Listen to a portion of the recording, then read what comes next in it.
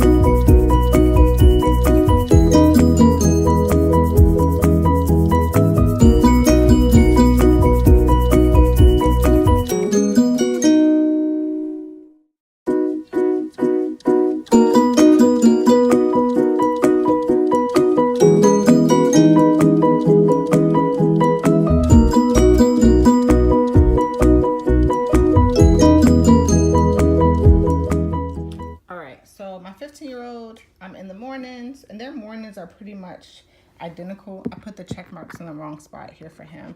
So he has to make his bed, do his hygiene, empty the garbage in the kitchen, and I put make his bed twice because, of course, I mess up when I'm making a video. My 8-year-old, he has to make his bed, do hygiene, empty the garbage in the bathrooms, and get his lunch out the fridge. And then after school, my older son has to do 30 minutes of constructive time. For him, that's drawing, that's rearranging his room, that's helping me with the baby. I can't put him in a box the same way that I put my younger son.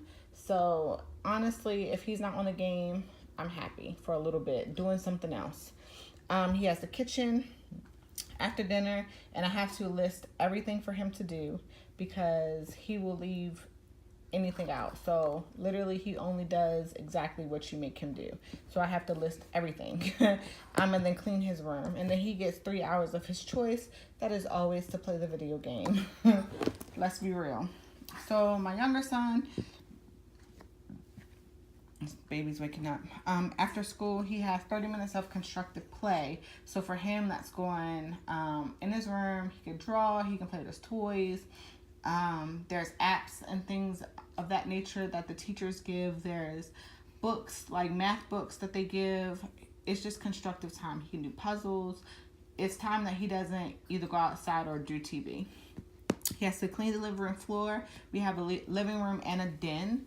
So he has to clean everything on the floor, fluff the pillows on the couch, make sure everything is nice and neat in our downstairs living area.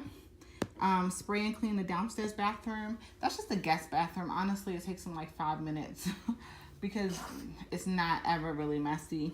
And then he has to clean his room. That takes the longest, honestly. And then he gets 2 hours of his choice. And his choice is honestly, he goes outside, and then sometimes he'll come inside and split it up and watch TV, watch a movie, or he will play on his tablet for a little bit. So they both have to spray and clean the bathroom that they share upstairs. So today's Monday. I had my son deep clean it, and that's probably what I'll start doing. Have him deep clean it on Monday or Sunday, deep clean it, and then throughout the week they just spray it when they use it, clean up their little area, and they're good. This where it says, do you owe mom time or money? What this is, so the other day, it's been about a week and a half, we had spaghetti, and my son left the entire pot of spaghetti on the counter. It went bad. He was rushing so he could play his video game, and he left it. He wasn't cautious, and it owed me money. Or they will throw away Tupperware. They'll put it in their room, and then it'll get moldy and nasty and throw it away. Or if everyone's in the car and you know we were leaving, sorry, I wasn't looking. If everyone's in the car and you know we're leaving, but yet we're waiting on you, then you owe me time. If I have to tell you to do the same thing 3 and 4 times, you owe me time. And what that means is they get extra chores. So things that they have had to do so far is clean all the trash out the car and wipe it down with the car spray on the inside.